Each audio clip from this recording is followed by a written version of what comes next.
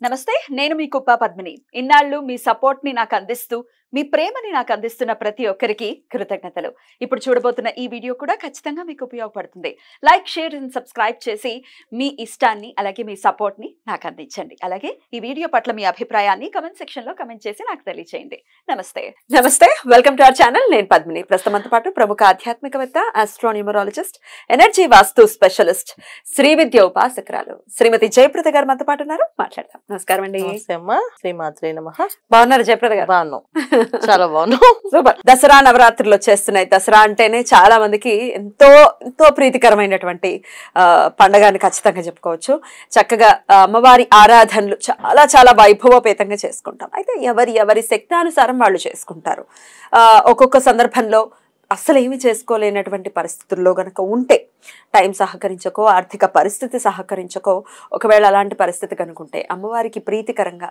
ఇంకో ప్రత్యామ్నాయం ఏదైనా ఉందా ఇప్పుడు ఒక్కొక్కళ్ళు సూపర్గా అమ్మవార్లని కూర్చోబెడతారు రకరకాల అలంకరణలు చేస్తుంటారు చూడముచ్చటగా ఉంటుంది అవన్నీ కానీ ఆ పరిస్థితి లేని వాళ్ళు ఏదైనా పరిహార రూపంలో అమ్మవారి ప్రీతికి ఎలా పాత్రలు అవ్వచ్చు ఒకసారి మీ ద్వారా తప్పకుండా నాన్న అమ్మవారి ప్రేమను పొందాలంటే భక్తితో పొందొచ్చు ఏం చేస్తా కాదు అలంకరణ అవన్నీ మన మనసుకి అంటే మనిషికి మానవ శరీరానికి ఎలా అలవాటు అయిపోయిందంటే మనకి ఒక పూజ అంటే మనం ఆ మోడ్ లోకి వెళ్తే గానీ మనం అలా లేకపోయాం ఈ కాలం అలా మారిపోయింది పూర్వం ఏంటంటే ఒక పూజ అంటే సరే పొద్దున్నే లేచి స్నానం చేసి కాస్త గుమ్మానికి పసుపు రాసి బొట్లు పెట్టి కాస్త దగ్గర ఉన్న పూలు ఏమైనా ఉంటే మా ఏంటంటే బంతి పూలు కాస్త కోసుకొచ్చి కట్టేవాడు బంతిపూలు లేకపోతే కాస్త మామిడి తోరణాలే కట్టేసేవాళ్ళం అది స్పెషల్ గా గుమ్మానికి అలంకరణ చేయాలని నా ఆలోచన ఉండేది కాదు పసుపు రాసేవాళ్ళని బొట్లు పెట్టేవాళ్ళం గుమ్మానికి ఒక మామిడి తోరణం కట్టేసేవాళ్ళం మామిడి తోరణం మామిడి చెట్లు ఉండేవి కనుక ఒక తోరణం కట్టి ఇంట్లో కాస్త ఆ రోజు వంటలో కాస్త పరమాణం కాస్త పులిహోర కలిపి వండేవాళ్ళు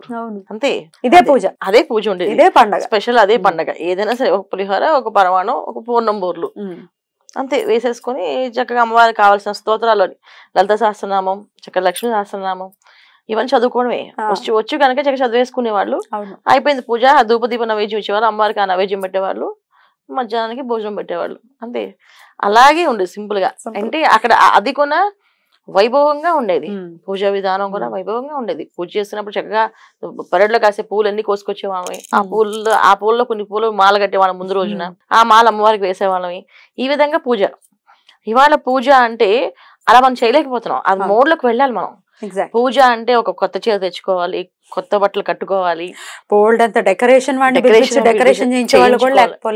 డెకరేషన్ చేయించుకోవాలి తర్వాత అమ్మవారిని ఇంత అందంగా తయారు చేయాలి అంటే మనం అందంగా తయారవుతున్నాం కనుక అమ్మవారిని కూడా అందంగా తయారు చేయాలి మంచి పద్ధతి లేదు అసలు ఎందుకంటే అదొక సాటిస్ఫాక్షన్ ఒకటి ఒక ఇష్టం కూడా అంటే మన ఇంత అందంగా అన్ని హారాలు వేసుకున్నదా అమ్మవారికి వేద్దాం చేయండి తప్పు ఏం లేదు ఎంత చేస్తే ఎవరికి అనిపిస్తే అది చేసుకోవచ్చు నా విధంగా నా పరంగా అంటే పూజ అంటే మనము ఆ రోజు చేయవలసిన పరిహారం ఏంటి అంటే మెయిన్ మౌనంగా ఉండడం ఎక్కువగా కోప్పడకుండా ఎవరిని అరవకుండా ఎవరితోటి గొడవ పడకుండా ఇంట్లో ఫస్ట్ ప్రశాంతంగా లేచి స్నానం ఆచరించి చక్కగా వాళ్ళ పనులు వాళ్ళు చేసుకుంటూ పిల్లల్ని ముఖ్యంగా ఏం అనకూడదు ఏం పరీక్ష పెడుతుంది అమ్మవారు అంటే పిల్లల్లో ఏడిపిస్తూ ఉంటారు పూజ అంటే ఫస్ట్ పిల్లలకి జ్వరం వస్తుంది ఏంటి లేదా పిల్లలు ఆహారం తినని అంటారు లేదా పిల్లలు ఏదో ఒక పేచీ పెట్టి నాకు అది కావాలి ఇది కావాలి అంటారు ఏదో దెబ్బ తగిలించుకుంటారు మంచిగా దాచి చేస్తామంటే పడి దెబ్బ తగిలించుకుంటారు మనసంతా అయ్యో ఇది దెబ్బ తగిలిందే అనే ఫీలింగ్ వచ్చేస్తుంది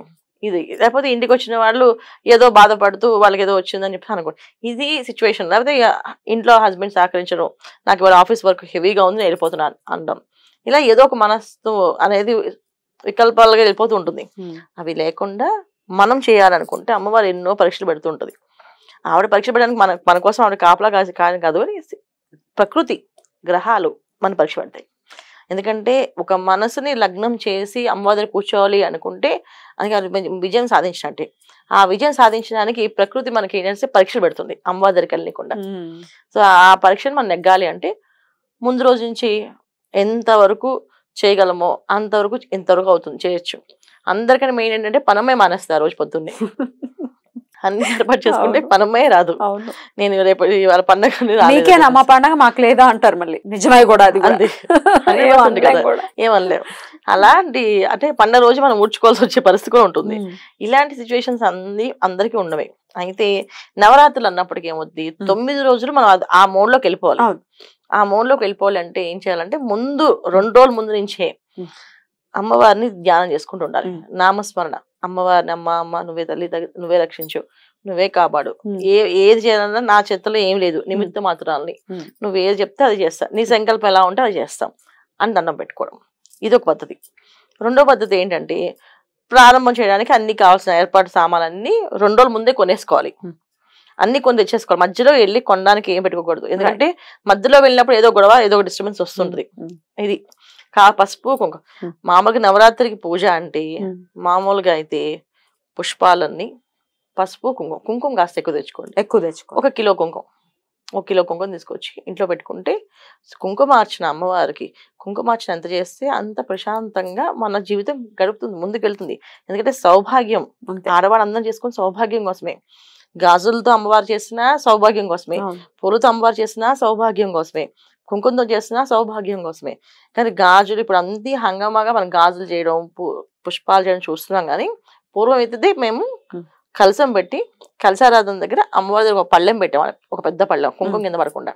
ఆ పెద్ద పళ్ళెంలో కాస్త కుంకుమ వేస్తూ రోజు అమ్మవారి ఒక రూపం ఉంటే అమ్మవారి రూపు పెట్టేవాళ్ళం. ఎందుకంటే వరలక్ష్మి రోజున లక్ష్మీ రూపం కొనుక్కున్నాం కదా, ఆ రూపునే పెట్టేవాళ్ళం. ఆవిడే లక్ష్మి, ఆవిడే అమ్మ, ఆవిడే దుర్గా. అంతే.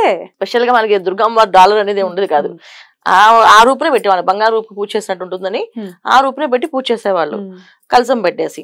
సో చీర పెట్టే ఆనవాయితీ ఉంటే చీర కూడా పెట్టుకోవాలి. వస్త్రం అని చెప్పేసి ఒక దసరా రోజున ఒక చీర పెట్టేవాళ్ళు అమ్మవారికి. అది వీళ్ళు కట్టుకునే చీర తెచ్చి వాళ్ళ అమ్మవారికి పెట్టి అమ్మవారు చూపించి వీళ్ళు కట్టుకునేవాళ్ళు. అంతే, ఆవిడ చూపించేవాడు, వీళ్ళు కట్టుకునేవాళ్ళు. ఇలా ఉండేది. ఇది పద్ధతి మామూలుగా అయితే పూజ. కుంకుమ తీసుకురావడం, పొద్దున్నే కలసం పెట్టుకోవడం, 9 రోజులు పాస్త అయితే. కాకపోతే ఏంటంటే 9 రోజుల సంకల్పం ఏంటంటే ఆ రోజు మొదటి రోజు మనం ఏమనుకుంటాం అది చేయాలి. ఆ 9 రోజులు చేయాలి. ఎటువంటి ఆటంకాలు వచ్చినా చేయాల్సిందే. మొదటి రోజు పొద్దున్న పూజ చేస్తానని అమ్మవారి దండం పెట్టుకుంటే పొద్దున్నే చేసేసి మీరు ఆఫీస్కి వెళ్ళిపోండి. మళ్ళీ నెక్స్ట్ డే పొద్దున్నే మళ్ళీ చేసుకోండి. మళ్ళీ సాయంత్రం చేయాలి, రాత్రి చేయాలని ఏం లేదు నియమాలు. లేదమ్మా నేను సాయంత్రమే పూజ చేసుకోగలను దండం పెట్టుకుంటే అదే చేయండి, సాయంత్రమే చేయండి. ఆలోచించుకోవాలి ఇవన్నీ. మన పరిస్థితి ఏంటో మనకు తెలుసు కాబట్టి కనుక ఖచ్చితంగా నేను సాయంకాలం పూజ చేసుకుంటాను దండం పెట్టుకుని. ఆ రోజు సాయంకాలం తొందరగా ఆఫీస్ నుంచి వచ్చేసి ఆ రోజు సాయంకాలం 4 గంటలకి మీరు స్నానం ఆచరించి శుభ్రంగా కూర్చొని కలసం ప్రారంభం చేసి పెట్టుకోవచ్చు. కలసం పెట్టలేము, కలసం కదులుతుంది మన భయం ఉన్నవాళ్ళు కలసం ఏం పెట్టక్కలేదు. కలసం పెట్టి చేయాలని ఏం లేదు. అమ్మవారు ఫోటోకి పళ్ళెం పెట్టి అక్కడ ఒక అమ్మవారి ప్రతిమ పెట్టుకొని ఆవిడే కలసం, ఆవిడే అమ్మవారు. సో అక్కడే పూజ చేయండి, కుంకుమ పూజ చేసుకోండి. నేను ఈ విధంగా చేస్తాను పూజ. నైవేద్యం కూడా మీ ఇష్టం, ఏమనుకుంటే అది పెట్టుకోండి. 9 రకాల నైవేద్యాలు, 9 రకాల పూజలు, 9 రకాల కార్యక్రమాలు చేయాలనేది లేదు. అంటే ఇది చెయ్యాలి అనే నియమం ఉంటే చేసుకోవచ్చు. చేయాలి మీకు అనిపించింది, నాకు ఇష్టం అంటే నేను చేసుకుందాం అనుకుంటాను, బ్రహ్మాండంగా చేసుకోండి, ఏం ఇబ్బంది లేదు, ఏ అభ్యంతరం లేదు. ఎందుకంటే ఎంత పూజ చేసినా అంత ఆనందం. అంతే. సుహాసిని అర్చన ప్రీతి అంటే సుహాసినికి అర్చన చేసినా ఇష్టమే, అమ్మవారి పూజ చేసినా ఇష్టమే. సో సుహాసిని ఏదైనా అర్చన చేసినా ఆవిడ ఇష్టపడుతుంది. అందుకని మీరు ఎలా చేసినా ఒప్పుకుంటుంది. సింపుల్ గా చేసుకునే వాళ్ళకి నేను చెప్తున్నా, ఇది హంగామా చేసుకునే వాళ్ళు నేను ఎటువంటి అభ్యంతరం పెట్టట్లేదు, వాళ్ళు చేసుకోవద్దు అనట్లేదు, చేసుకోండి. కాకపోతే ఏంటంటే సెలబ్రిటీస్ ని చూసి వాళ్ళ రోజున వాళ్ళ ఇల్లు చూసి పాపం వాళ్ళు బంగారంలో తయారు చేసి పెట్టుకున్నారు, మేము చేయలేకపోతున్నాం అని బాధపడిన అవసరమే లేదు. ఇంత షో ఆఫ్ కూడా అనవసరమేమో అనిపిస్తుందండి. ఇంత పూజలు చేసేస్తున్నాం, పూజలు చేసేసుకుంటే కూడా బాగుంది, వాళ్ళు చేయటం ఆనందకరమే, అది చూడటం కూడా మంచి బాగుంటుంది. కానీ ఆ అమ్మవారి ముందే వీళ్ళు డాన్సులు చేస్తూ ఉంటారు, రీల్స్ చేస్తూ ఉంటారు. చూసారా మీరు? నేను చూడలేదు. అయ్యో చూడకండి అయితే. రీల్స్ చేస్తూ ఉంటారు, అక్కడ అమ్మవారు వెనకాల ఉంటూనే ఉంటుంది, వీళ్ళు రీల్స్ ఏమిటో ఈ షో ఆఫ్. దాని గురించి స్పందించలేదు. కానీ నాకు ఒక బాధ అనిపించింది ఏంటంటే ఈ రిటర్న్ గిఫ్ట్స్ ఇంత విధంగా హంగామా చేసి ఒక సామాన్య కుటుంబంలో ఒక చిన్న ఉద్యోగస్తురాలు భార్య తాంబూలం ఇవ్వాలని పిలవడానికి కాస్త మొహమాట పడుతుందేమో, పిలిచి తాంబూలం ఇస్తుందా, అసలు తీసుకుంటారా వీళ్ళు ఏమైనా తాంబూలాలు అని భయపడుతుందేమో. రిటర్న్ గిఫ్ట్ల మీదనే ఉంది మొత్తం ప్రపంచం. రిటర్న్ గిఫ్ట్లకి ఎక్కడుంది అసలు? ఎక్కడ లేదు. మనం పండు ఇస్తాము, ఓ జాకెట్ బట్టిస్తాము, సరే స్తోమత ఉంటే ఇచ్చుకోవచ్చు, కానీ లేని వాళ్ళు అనుకుంటారు అయ్యో మనం ఏమి ఇవ్వలేకపోతున్నాం, పిలవలేకపోతున్నారు వాళ్ళు. ఇప్పుడు వరలక్ష్మతం రోజు చాలా మంది వరలక్ష్మతం పూజ అని అనుకుంటే అది పెద్ద ఒక ఫంక్షన్ అయిపోయింది, పెద్ద ఫంక్షన్ అయిపోయింది. అది ఒక ముత్తైదు అసలు మామూలుగా ఎందుకు పండు తాంబూలం ఇస్తాం, పళ్ళు తాంబూలం అనేది ఎందుకంటే సౌభాగ్యవతిగా ఇవి ఉండడానికి, వీళ్ళకి జాతకంలో మాంగళ్య దోషాలు నివృత్తి అవ్వడానికి. అంటే అరటిపండే ఇస్తాం, శనగలు ఇస్తాం, తమలపాకు ఇస్తాం, ఒక్క ఇస్తాం. ఒక్క తమలపాకు, శనగలు, అరటిపళ్ళు అంటే గురుబలం, చంద్రబలం, కుజబలం ఇవన్నీ అనుకూలంగా ఉండడానికి వీళ్ళకి. ఎందుకంటే కుజుడు యొక్క అనుగ్రహం లేకపోతే మాంగళ్య దోషాలు అంటే అకాలంగా మరణాలు జరిగే అవకాశం ఉంది కనుక ఒక్కను పెట్టి తాంబూలం తమలపాకులు తీస్తాం. తర్వాత ఒక జాకెట్ బట్ట ఎందుకు ఇస్తామంటే వస్త్రదానం చేస్తే మనకి జీవితంలో ఎప్పుడు కూడా అన్నపానాలు లోటు లేకుండా ఉంటుందని అన్నదానం కోసం, వస్త్రదానం కోసం ఇస్తాం. అది పళ్ళు తాంబూలం ఇచ్చింది. దానం అనేది అసలు మన తాంబూలం ఇచ్చే ఉద్దేశం ఏంటంటే మాకు జీవితంలో తిండికి బట్టకి లోటు లేకుండా చూడమ్మా అని చెప్పడానికి అర్థం, అంతే. ఇంకా వేరే ఏమీ ఉండవు. దానికి గాజు కప్పులు లేవు, గాజు గిన్నెలు లేవు, వెండి కప్పులు లేవు. అసలు చాలా దారుణంగా ఇవన్నీ ఇస్తున్నారు. మనం దాన్ని ఏం ఇన్స్పిరేషన్ గా తీసుకోవాల్సిన అవసరం లేదు. చక్కగా ఒక ముత్తైదుని పిలిచి పసుపు రాసి అమ్మవారి స్వరూపంగా భావించి ఆవిడకి పండు తాంబూలం, కుదిరితే జాకెట్ బట్ట పెట్టండి, ఉంటే జాకెట్ బట్ట, ఇంకా బాగా ఉంటే చీర పెట్టండి. ఎవరొద్దున్నారు? అమ్మవారికి సువాసిని గనక మనం చీర, జాకెట్, పండు తాంబూలం, ఇంతకు మించి ఏమీ ఇవ్వాల్సిన అవసరం లేదు. అసలు మన తహాత చూపించడానికి కోసం పూజని వ్యాపారం చేయకూడదు, షో ఆఫ్ వద్దు, చేయకూడదు. పూజలాగే చేసుకోవాలి. పూజ చేసిన పద్ధతి నియమాలు ఇవి.